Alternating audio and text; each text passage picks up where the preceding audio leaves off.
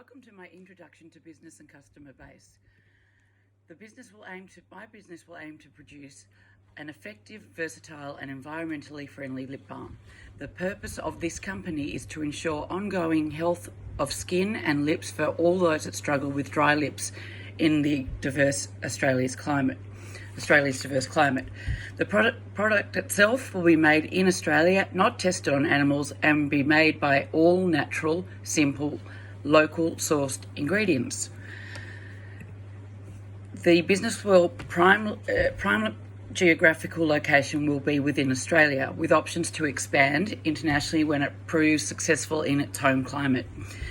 The business will run online as well as through intermediaries such as chemists and grocery stores.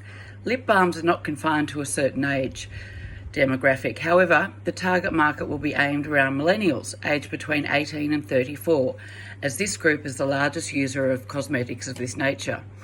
In Australia, this age group captures approximately 16% of the population, which is roughly 4 million Australians. This is from the ABS 2020. Considering lip balm is a low-cost good, the target market is defined by wealth, less defined by wealth, and hence is available to a larger proportion of this group. Almost every Australian will have physical access to the lip balm, as Australians live in mainly densely populated areas with access to grocery stores and chemists where the product will be sold. Of the 26% of Australians that live in rural areas, again from the ABS 2020, only a small portion do have access to intermediates where lip balm will be sold. This group will still have access to online sales. The cosmetic industry within Australia is populated with many competitors, with both larger multinational companies and smaller Australian-based companies. Many of these competitors use the same routines of online sale and availability in grocery stores and chemists. Some of the bigger competitors include the global lip balm giants such as Chapstick, Carmex and Burt's Bees within Australia, with a more familiar brand being Lucas Paw Paw Cream. Competitors. Australia observes similar market share breakdown to the United States, where 4 companies with the largest market share includes Burt's Bees, 19.3%, Chapstick with 24.3%, Carmex with 7.8%, and Blistex with 6.4%. The concentration ratio, the 4-firm concentration ratio based on the aforementioned companies should equal approximately 48%, which is total sales of the 4 firms divided by sales in the industry, which in a $1.4 billion industry equates to roughly $669.2 million. In an industry experiencing 6.3% growth per year, there is room for entry into the market. Entry barriers include capital-intensive, large investment, supply chain, and to establish the brand's identity. Exit barriers include investment in specialist equipment, i.e. the manufacturing of locally sourced and organic and animal-friendly products. Medium fixed-term costs. Technology includes labour for manufacturing and producing, entrepreneur for marketing and sales, capital raising, whether it's investor or loan, product area, minimal rent, raw materials including beeswax and natural oils. Fixed factors include space, equipment, entrepreneurship, marketing and managing. Variable factors include labour, capital and raw materials. For the new lip balm product on offer, there are limited barriers to entry and no overly stringent laws that must be satisfied to be introduced into the Australian market.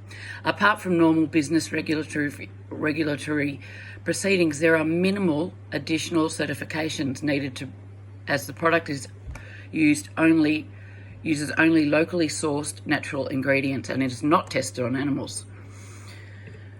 The market model. The most crucial part of integration into the market lies with the pharmacies and grocery stores stocking the product. However, this would happen over time as internet sales experience growth from online marketing strategies. Advertising is important in the industry as competition demands product differentiation.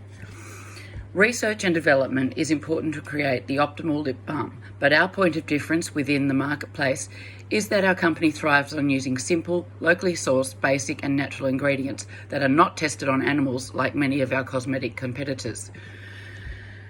The best market model would probably be an oligopoly, the market concentration 50% to 80%.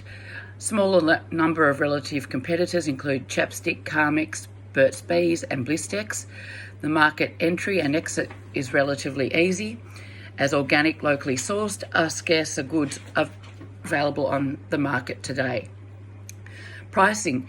Mutual independence among the sellers in the market. Products having a point of difference with the locally sourced, organic and animal-friendly product.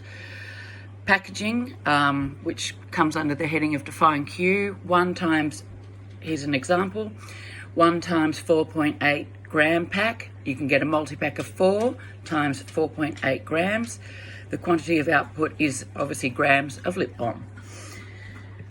The guesstimate for Q with using the formula of Q equals F bracket P dash 1 PIC then TAAC, whereas